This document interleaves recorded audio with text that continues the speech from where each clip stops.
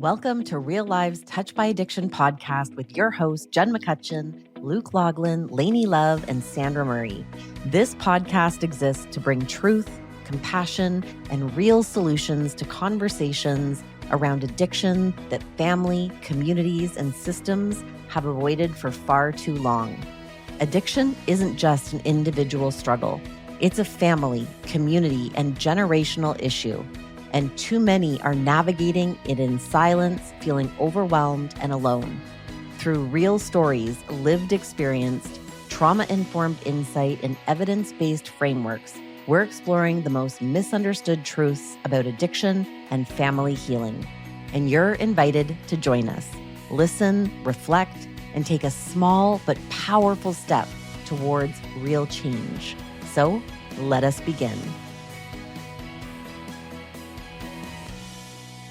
Welcome back to Real Lives Touched by Addiction podcast. We are here, myself, Jen McCutcheon, your host tonight, along with Sandra Murray.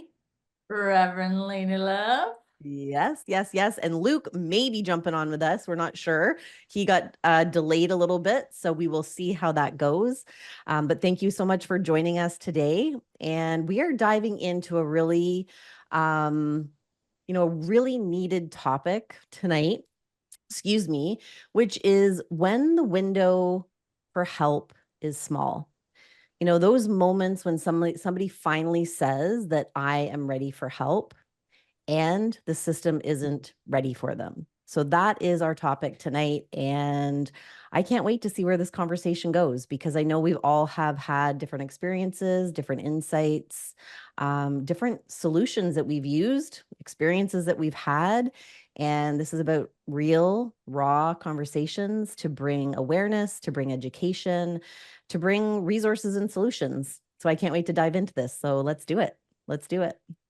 Yes, I love this topic. I'm glad that we're talking about this, navigating our system. I know for me, my name is Sandra, and for those that are tuning in for the first time, I lost my son to addiction last year. And I am here to share my experience because I think it's really important. For me, it took me years to learn a lot of these things, and it's really important that I share it, and maybe it'll help somebody out there. One of the big things is when my son wanted recovery and he wanted to go to a treatment center, that window is so tiny because, you know, anybody that's been in this situation, when it comes to addiction, it's pretty chaotic. The insanity is there. And when they want help, you want to be able to give them the help. Unfortunately, unless you have tens of thousands of dollars, the help isn't there right away. Ben had been on waiting lists. And at one point, and this was his last year of life, he was on 2 waiting lists. And he was on them, like one of them, it took like months to get on the waiting list. And then he was on the waiting list and he had to call every single week so that he would stay on the waiting list. Because once you miss a week, you're off the list and you're starting from square one again. This was our experience. And there were times when he would be unhoused or in the hospital, and he wanted the help so bad that he was actually making these phone calls weekly to 2 treatment centers. And during that time, and especially when he was unhoused, one day for my son was like a lifetime. So can you imagine being on a list for months and months? And I know right now, I know somebody that is going through this exact thing where their loved one is on a list to go to treatment. And between getting on the list and getting there, some people don't survive it. And this topic is true to my heart because a couple of years ago, my son and I, we would do these videos and share our experiences. And there was a gentleman that we met. My son would go to the methadone clinic, and he had been in addiction for 25 years. And this was the first time he wanted help. And he actually approached us because he wanted to share his story. And his stories, he was on this waiting list for months. First time ever he wanted the help. And he was living in a shelter. And there were other people that were on the waiting list. And he would see people die before actually getting to treatment. Yeah. So this is a problem, and I don't have the answers. I do know that we need more help. We need to close that window. We need to open the window or have more treatment centers out there. And meanwhile, while we're waiting, we need to stay safe and we need to keep our boundaries and we need to continue taking care of ourselves. There's so many pieces. I'm gonna leave it at that because I'm sure you guys have more to add to this. I don't have the answers, but I do have a lot of experience in the waiting game. Yeah. Yeah. Yeah. Thank you, Sandra. I mean, yeah, this is an ongoing conversation. So like we're going to be popcorning through this. So, Yeah. thank you for sharing that. And I can relate to a lot of what you said. Lainey, did you have something you wanted to say? Yeah, I think this is a frustration and definitely a heavy topic that's in conjunction with the already really heavy topic.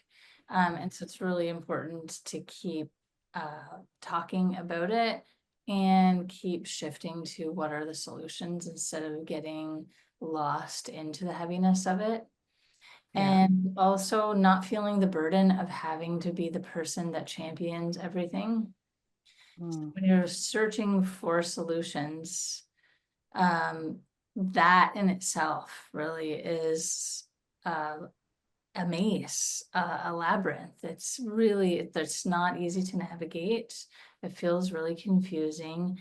And once you start to figure it out, it's really, really hopeful and wonderful to recognize that there are so many individuals and communities doing really, really good work. So if you feel like really called to be doing something but you're like, I just don't have the energy to champion something or spearhead something, find somebody that is and support them. Lean into them, give to them, ask them for guidance and resources because there already are really amazing, cool people doing the thing that you're looking for the solution for. And also, we have to remember, and we have to remember because I'm reminding myself of this all the time, is that we're really powerful. And we can urge and guide our governments, our elected officials to do the work that we are feeling is most necessary and needed. It's so easy to just feel really frustrated about it and just sit in the frustration instead of like taking action. But even writing a letter, even signing a petition, whatever things, again, something that somebody else is doing, just like any of those little action steps, they're not so little in the end. So it doesn't have to be these big overwhelming steps because when you're already in it, everything feels like it's tremendous. Like I can't possibly take that step because I don't have that energy anymore. And so it's nice to like go with the waves, Sometimes you are going to be in overwhelm and you're going to be frustrated. And I think I'll probably always remind us of these things. Like, it's okay. It's okay to get into the wave for a second, and then just like allow yourself to like step back in. There's no perfect process. There's no perfect person. You're going to have your ups and your downs. And just keep going and keep doing things like this where for us, it's like we're showing up for each other, and in showing up for each other, we intend to show up for the community of people that we either speak to in person or are speaking now on this podcast. So just do what you can when you can, and that already is really significant. Yeah. I love that. Love that. And yeah, I mean, I want to just take a moment here, whew, to just acknowledge everybody who's listening right now. If you are in this situation right now where a loved one is wanting to go to treatment and there is this gap in getting them there, if you yourself are experiencing that, wanting to go to treatment and not being able to get it, and you're listening, I just want to honor how challenging the situation is, how much heartbreak comes with it, the feelings of helplessness and powerlessness. Um, and just wanting to like take a moment just to breathe in and just really give ourselves some support, because I feel this. I feel this in a big way personally and professionally with the families that I work with. So just taking a deep breath in. This is the power of our breath. Sandra says it best, where there is breath, there is life, and there is hope. So take a deep breath in and just fill your body, your mind, your spirit with this life force that is limitless. As long as there is breath, there is hope, there is life. And I think the thing that what's coming up for me is, we desperately want to control the timelines, and we simply can't. We cannot control the timelines of things that are outside of ourselves. And that's something that I've had to learn, is when I'm trying to like, this should happen, this shouldn't be happening, I'm in resistance to what is actually happening. And when we can come back to, I always say, like, to myself, everything I say to myself, and I say to my clients and the people I work with, it's like, presence over panic, Jen. Like, presence over panic. I have all these little things that I've made for myself, because in the moment of crisis, in the moment of what Lainne and Sandra, you've said, the overwhelm, the emotional dysregulation, the panic, we forget that we actually are, there is so much that we are in control of. And when we can come back to that place, wherever you are, we can start to create new paths forward. And that's really what this Real Lives Touched by Addiction is creating a new path for people to explore different ways in which they can move through the challenges. And this is one big one. 9 months ago, my son went to treatment after almost losing his life to a relapse and an overdose. And we were in a 8-week period before he left that, again, he had this waiting game. And Sandra, same thing, calling every week to keep his name in queue, waiting and waiting and waiting. And, there's no right way. There's no necessarily wrong way. And during that time, I think, the gap is, what can we do for ourselves and what can we do for our loved ones, wanting, as the helpers, as the people wanting to help them. And part of that is really being able to try to stay present and work from a place of compassion, because it's volatile. Every day is volatile. Like, whether your person is in active addiction, or if they're actually in sobriety waiting to get in, and that in itself is a battle to stay sober. So there's all this fear about the potential relapse, and if there is a relapse or a return to use, it's not a failure. Like, I've had to reevaluate like, the truth. It's not a failure if somebody returns to use. It is part of the process. Amen. And and also, I mean, this is another topic about harm reduction. I mean, this last period, my son moved back home, and we supported him as a family, and he took the steps to support himself and made commitments to go to like 3-4 meetings a day, like, and really working. But he was doing harm reduction. Now, some people will say that's enabling, and I'm here to say,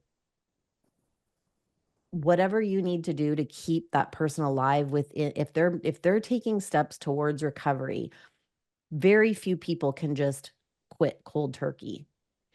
And to have to wait to get into detox and then go to treatment, it's life threatening sometimes to not be on substance. So harm reduction, to me, should be not should be, but for me, is a normalized part of the recovery process. It is a stepping stone to recovery. And that's just my POV, my personal opinion. And I've watched it work. My son is here. He is in recovery. He's been sober for 9 months, he's still working his recovery. And I don't know if we hadn't have taken some of those steps.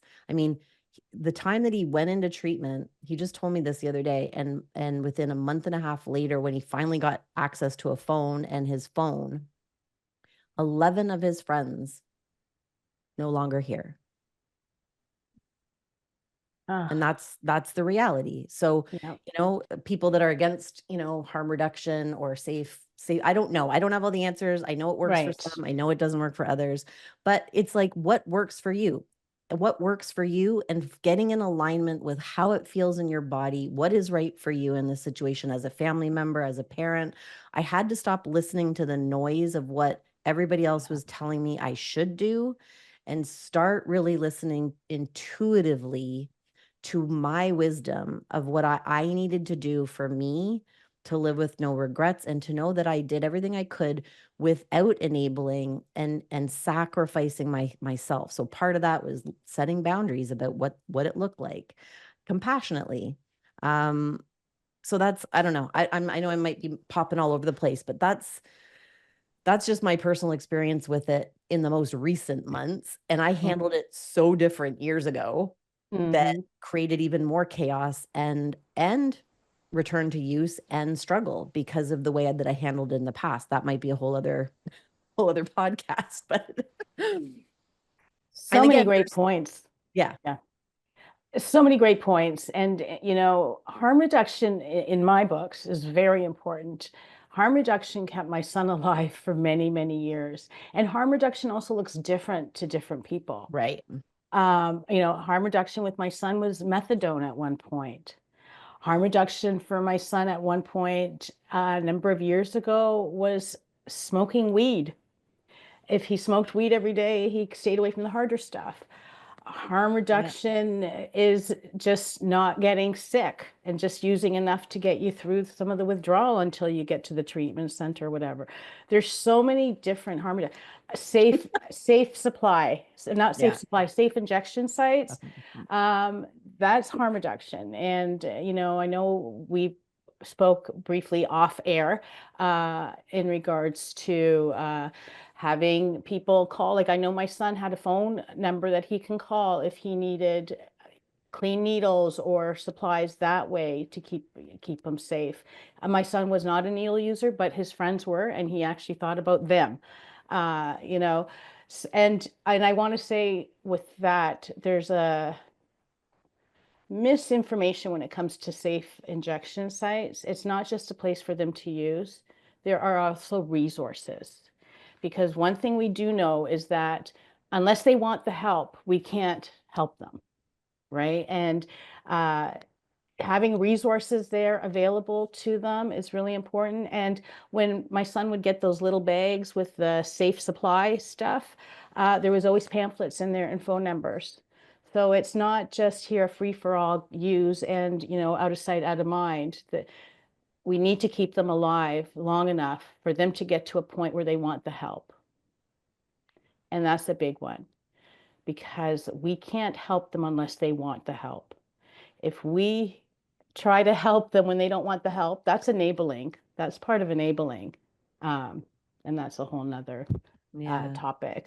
But I just want to bring us back to, like, as I'm listening to all these like really wonderful points, and some heaviness, some raw, real heaviness, the realness of looking at your phone and realizing 11 of your friends are no longer present. It's like, what can you do? What can you do when you are in that desperate state? Like, it is, we have people in our lives who are currently in that state. And very raw and real about it.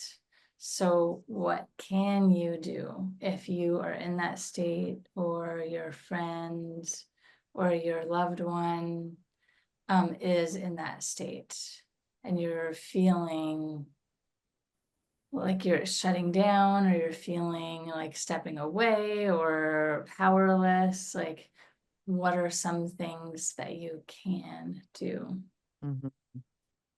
I think that's the solution piece, right? It's like, that's the point, that it's like, what is in my control? What can I do? Yeah. And what I can do as a parent, and what I have done as a parent, is recognize that I need to take care of me, because if I'm not taking care of me and honoring what I need to do to stay healthy enough to support, because if I've been there, broken down, burnt out, it doesn't help the situation, because then I'm not responding from a place of presence. I'm reacting to emotional dysregulation and fatigue and all those things.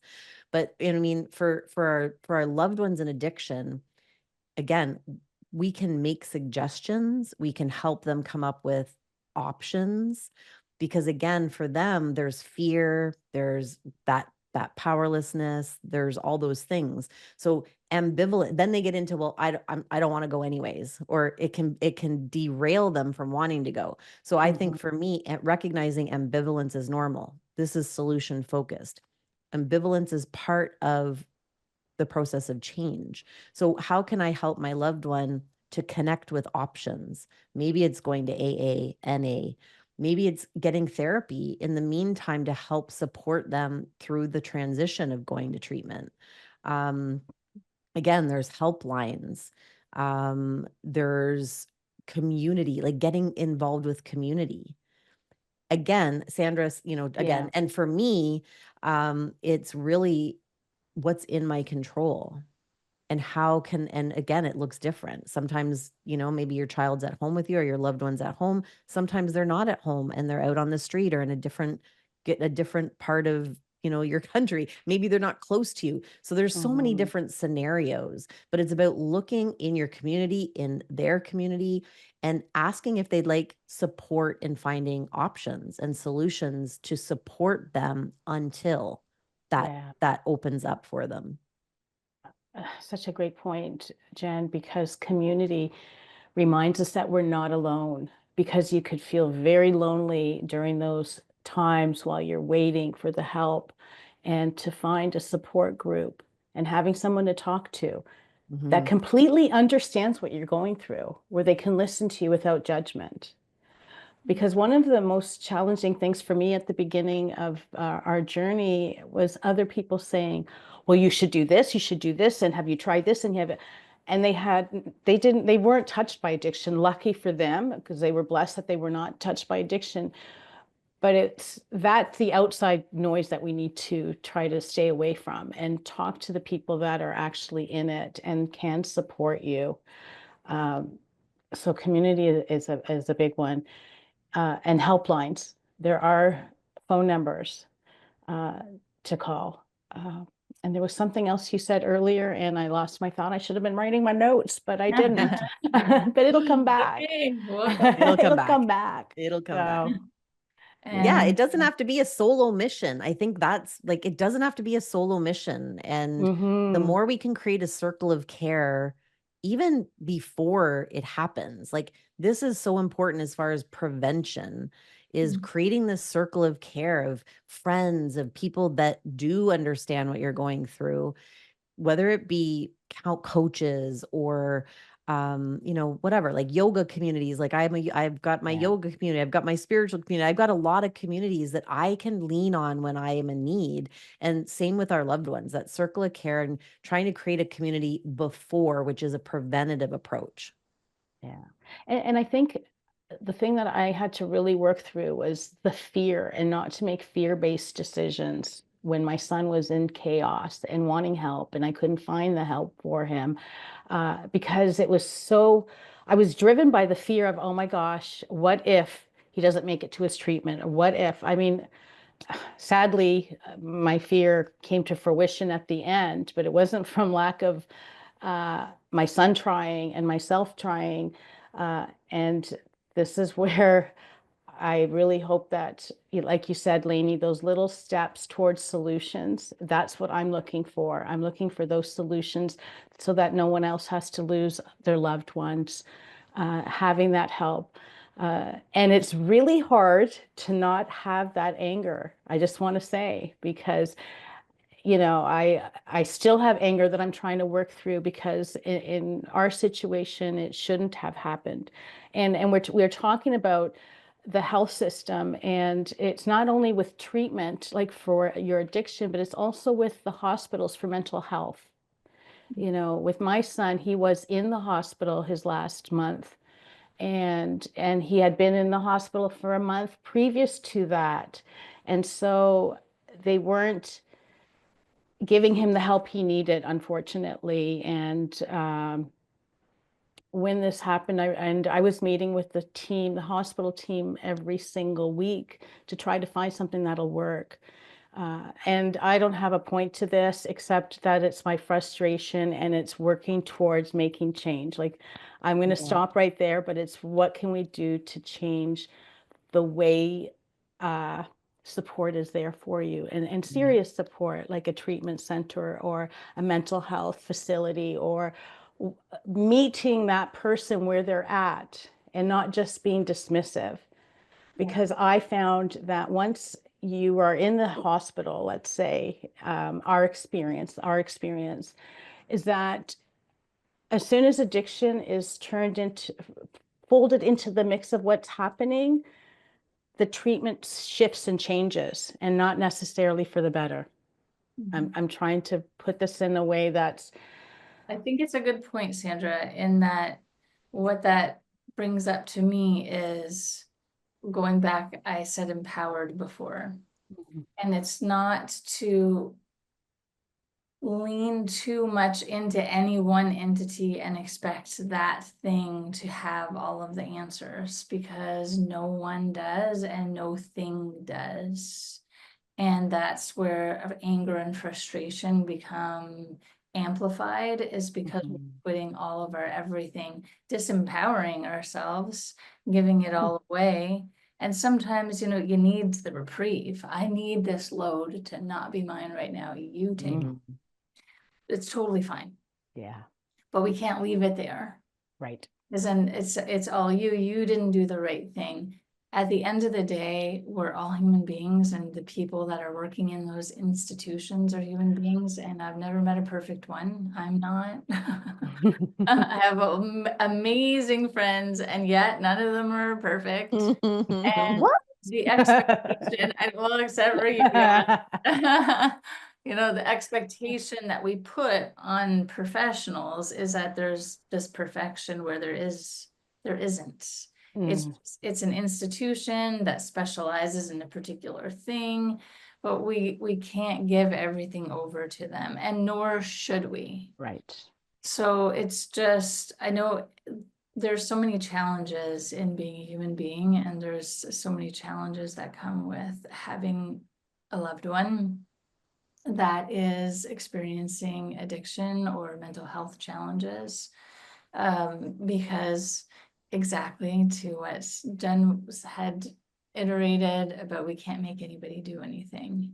And when you love somebody so much and you want them to be well, you want them to be here, you want them to be healed, there is that element, that piece that we have to find within ourselves, which is a whole bunch of work in itself. It's like each step just feels like there's more work. There's more work in this step. There's more work all the time. This is exhausting. And it's true. It is there. The journey of being a human being can feel exhausting at times, especially when you're faced with life and death challenges. And so it does circle back to, what do I have control over? Yeah. And I have control over me. I have control over my thoughts. I have control over my emotions, or sometimes I feel like I don't. I feel like they control me. Truth. But yes, that's back into, self-care and growth and transformation, and just working on yourself to becoming the best version of yourself possible. So what can you do? And then even in those moments, bringing in the spiritual, sometimes just have to give it up to God, give it up to the universe, and just surrender. And that's been definitely a big challenge for me in my life is trusting God and being able to understand the journey and surrender.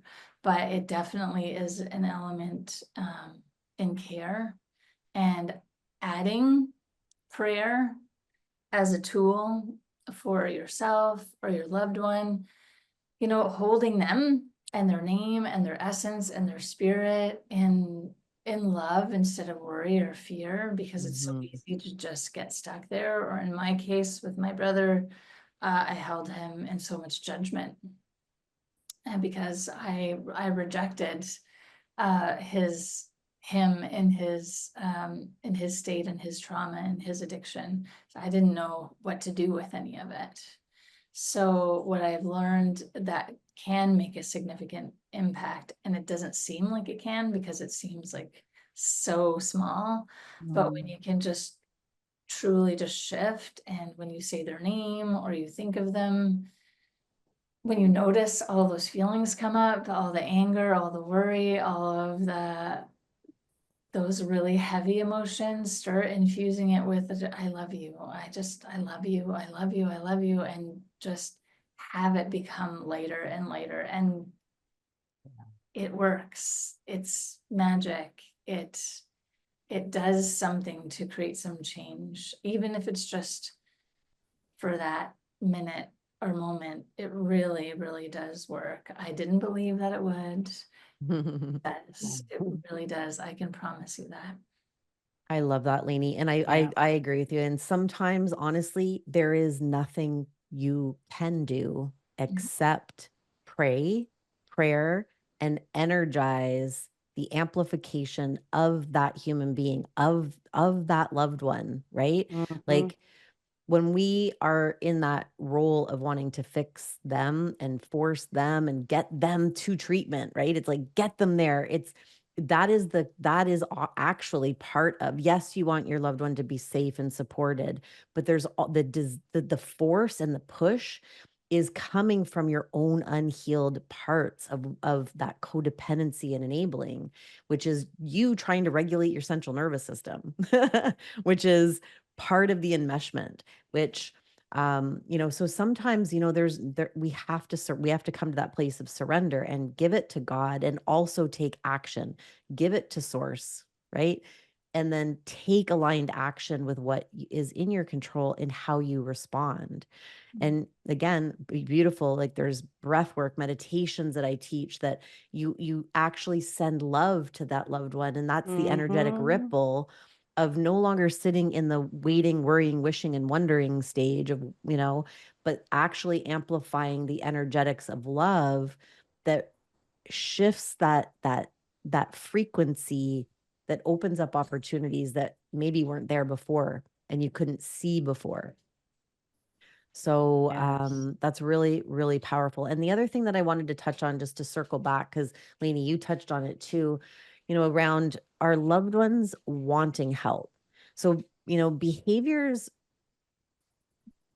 again, substance is a solution. It is a solution, or there's a tipping point again where it's like it becomes, they aren't able to access the desire of want within themselves.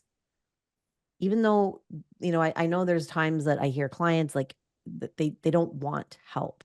And I even like to shift the perspective on that it's not that they don't want help. They want help, but they can't access that desire within them to make those changes yet. So how do we shift that language a little bit? Because it's not that they don't want it, it's that they can't connect to that part of themselves that does want it. Because when you remove the substance and somebody is sober, then the real work, the realer, deeper work begins to heal those parts of themselves that was using the drugs to avoid that pain.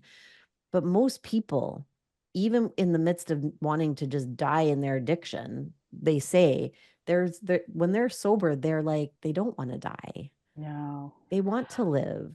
And when we can just shift our language around that a little bit to, they just can't access that part of themselves. They actually do want help. That's my personal that vision and opinion of it. And I've seen it over and over again in my loved ones, in the families that I work with.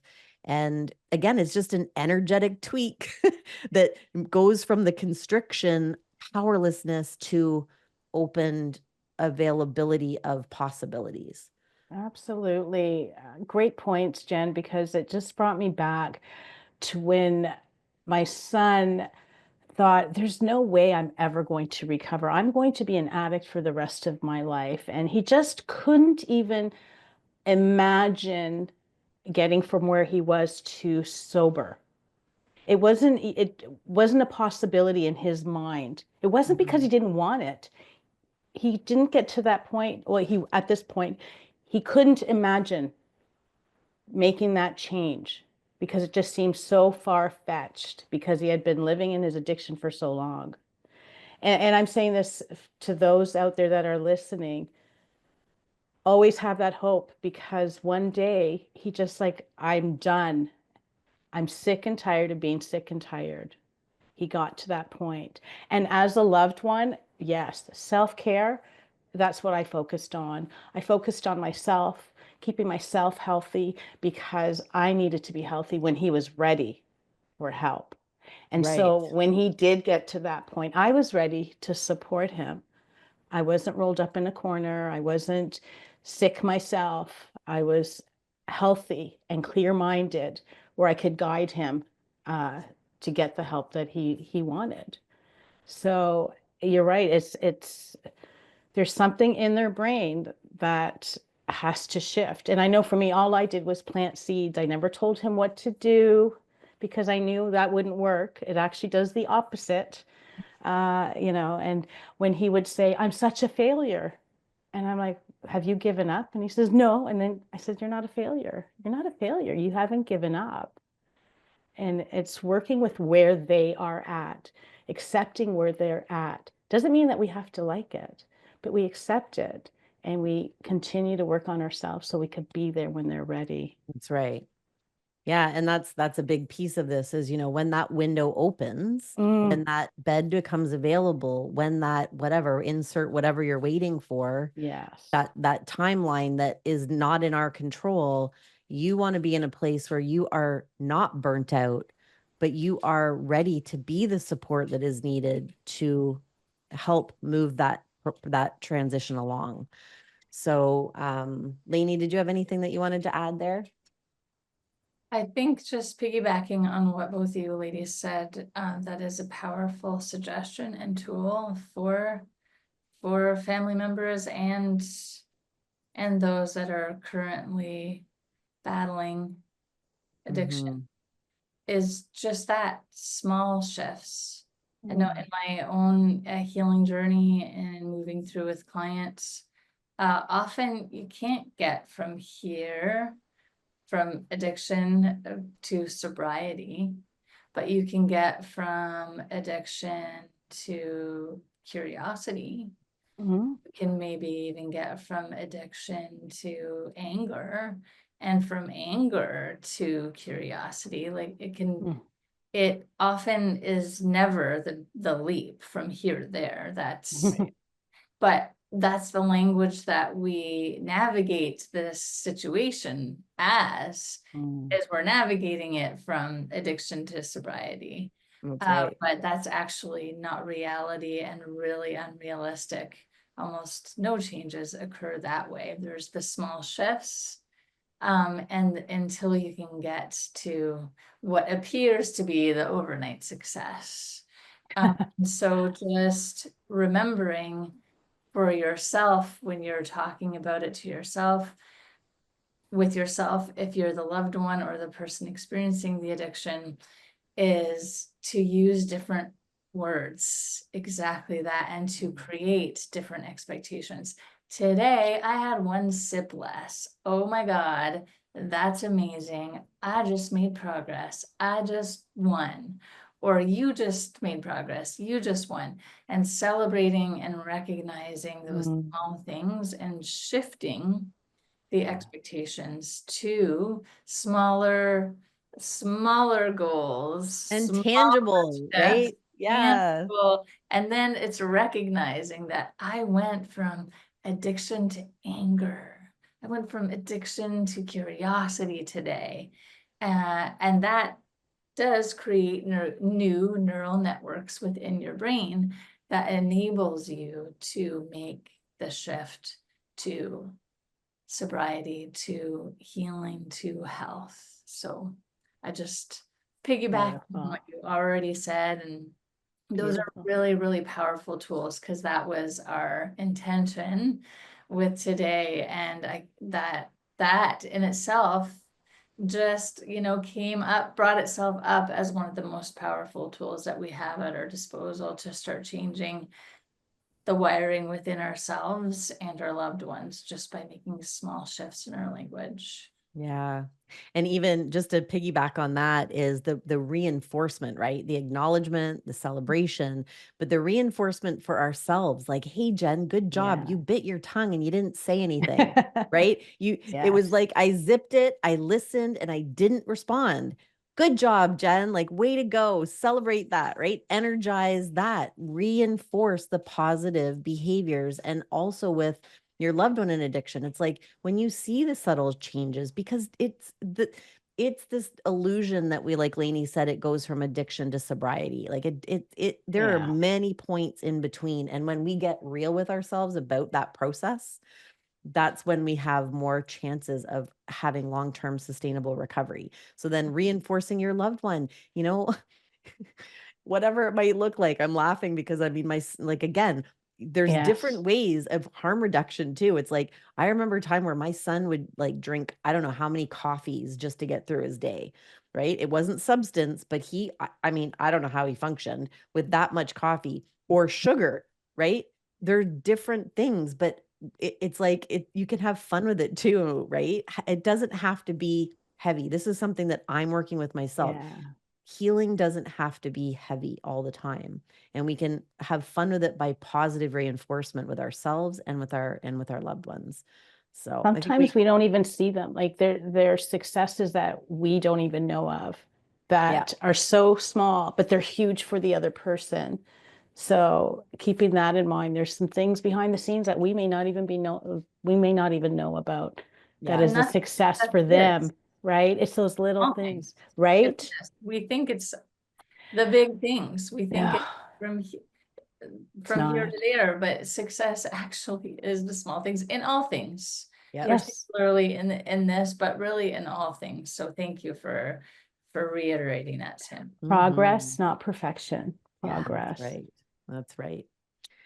Awesome. Well, I think we covered a lot of really good stuff here. And I think, if we were to summarize it with one word, one word to summarize your message for today, or just something to summarize a point for the listeners as we close out today's episode. I know, for me, maybe not one word, but it's about me. It's looking in the mirror. And when I am doing well, I could support my loved ones. So self-care, self-love. It's about me and my growth. Love it.